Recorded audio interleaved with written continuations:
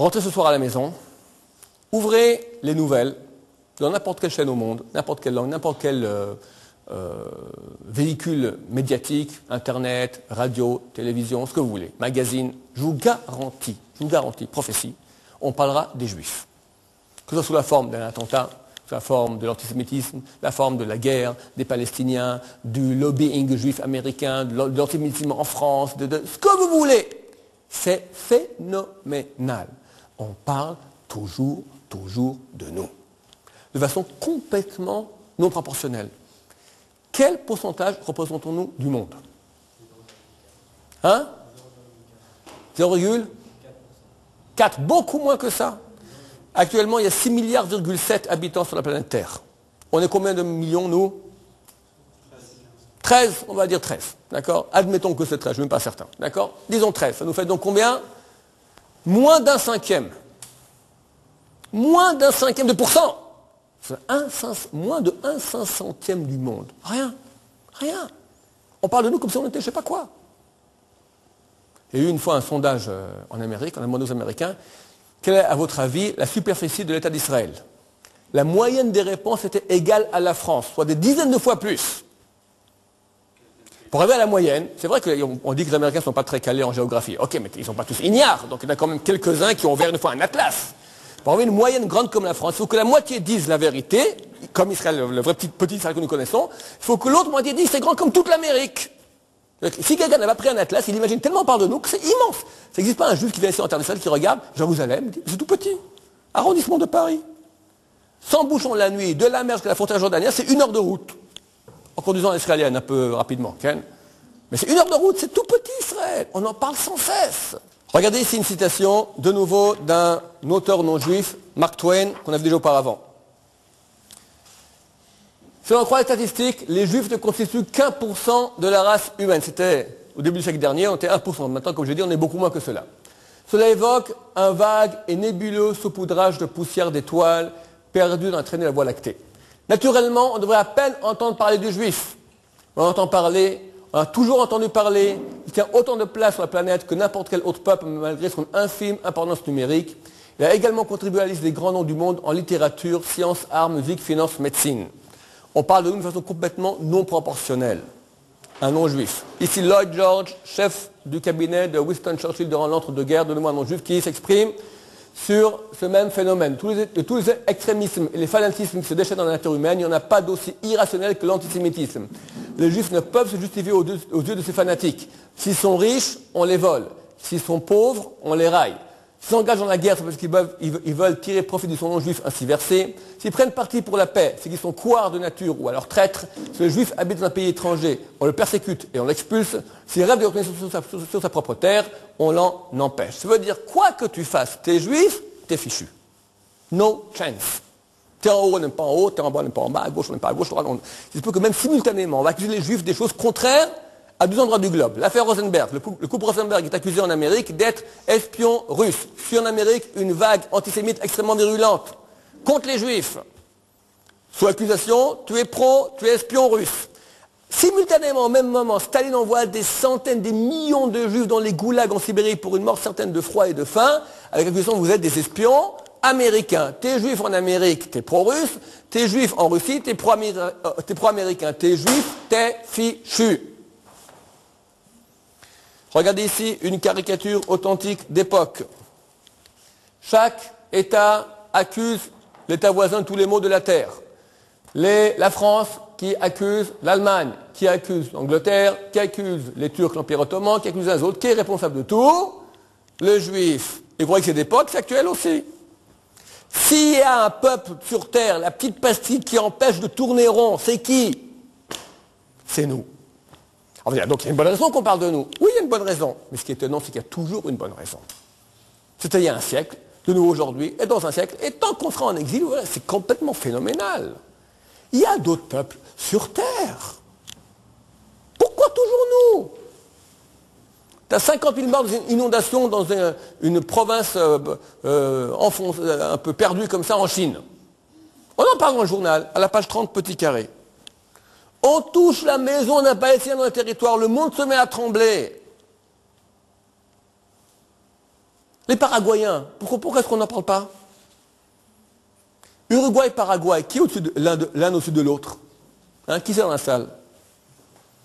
La majorité ignore. C'est où? Ils sont bien plus que nous, les Uruguayens. Qu'on parle d'eux un peu. Pourquoi toujours moi? C'est pas possible.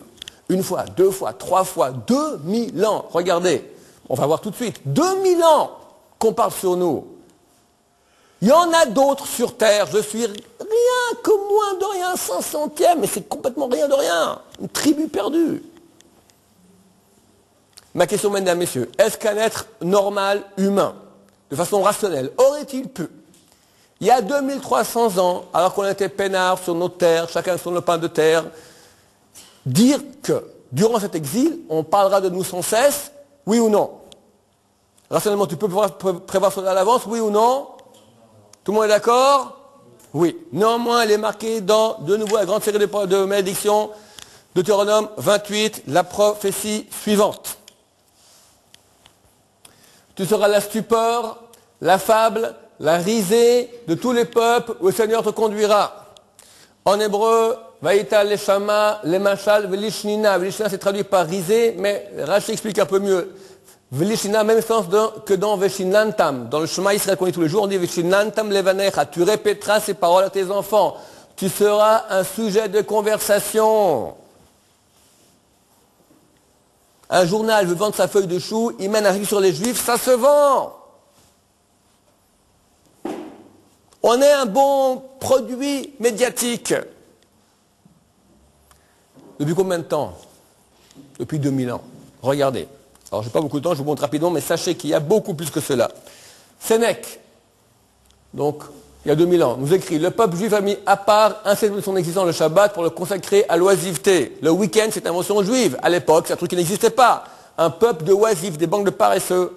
Tacite, on raconte qu'ils ont choisi le septième jour pour se reposer du travail, car c'est ce jour-là qu'en Égypte, ils arrêtaient de travailler. Ensuite de cela, leur corps s'est laissé atterrir à la paresse, si bien que pendant toute la septième année shabbatique, ils s'abstiennent de travailler. Nous, aujourd'hui, on est en septième année, d'après la religion juive, donc l'agriculture s'arrête pendant une année, un État entier arrête de travailler la terre. Pas intelligemment que chaque année, un septième. 6 ans, tout le monde travaille. Septième année, tout le monde s'arrête. À l'époque, 98% du produit national brut provient de l'agriculture. Suicide étatique collectif. Tacite dit, vous êtes une bande de tarés, une bande de paresseux. Nous, on dit Dieu pourvoira. Et ça marche.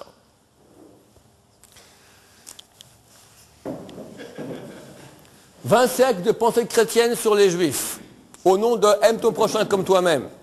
Je ne vais pas tout lire, je pique un peu au hasard. 3e siècle, les Juifs sont seulement sous des calomnies contre nous, Tertullien. 6e siècle, pour lui, tuer 100 Juifs, je voudrais que ce soit 10 fois plus, frère Amida. 9e siècle, il est permis de tuer un Juif si on paye la couronne, 10 livres d'or, Louis le Pieux. En parenthèse, tous les rois qui ont un adjectif sympathique, Louis le Pieux, Saint-Louis, le bon roi d'Agobert, plus c'est un assassin, plus c'est un auteur de génocide, plus il est sanctifié par eux. 16e siècle, il n'y a pas d'Ancien Testament, il n'y a pas de Juifs, le pape Paul IV. 17e siècle, les Juifs sont une maladie, mort à tous les Juifs, même les baptisés, Bogdan Chmielnicki. Vous connaissez Bogdan Chmielnicki? Chef des Cosaques. Lui avec les Cosaques, en 1648-1649, ce sont les Xerot Tarvetat. En 2 ans, vont éliminer la majorité des communautés juives d'Europe orientale. Au nom du haine de prochain comme toi-même, avec l'épée, pas les gaz. L'auteur, je crois, deuxième plus grand auteur de génocide juif de l'histoire. Après Hitler, c'est une médaille d'argent. Bravo. 18e siècle, il faut parquer les Juifs comme du bétail pour arrêter la contamination. Le pape Pie VII. 19e siècle, des Juifs n'acceptaient que le coup pour l'abattoir, l'impératrice Élisabeth de Russie. Et j'en passe, beaucoup de vertes et de pas mûres. Les auteurs modernes. Voltaire. Les Juifs sont fanatiques et barbares. Proudhon, en tant que peuple assoiffé de puissance, les Juifs sont ennemis de l'humanité. Richard Wagner, le célèbre compositeur de musique. Les Juifs sont responsables de l'influence destructrice qui s'exerce sur la créativité spirituelle des peuples européens. Bakounine, Dostoevsky, Chamberlain. Ici, on regarde de nouveau plastique.